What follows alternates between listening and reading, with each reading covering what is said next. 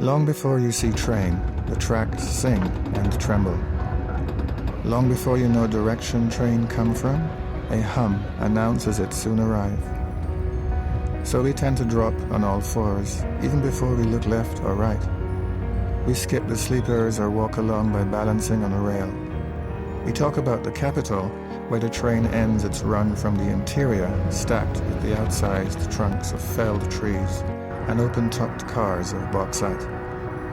We always hide from it, unsure what the train would do if we stand next to the tracks. It flattens our nails into knives. It obliterates any traffic caught by it at crossroads. It whistles a battle cry, steam from the engine, a mood not to mess with, or else. Rails without beginning or end. Twinned hopes always at your back, always up front, signaling you on. Double oxen, hoof stump, temper tantrum, stampede, clatter matter, head splitter, hear us, stooped with an ear to the line. Greenheart, Mora, Baramali, Purple Heart, Crabwood, Kadakali, Womara.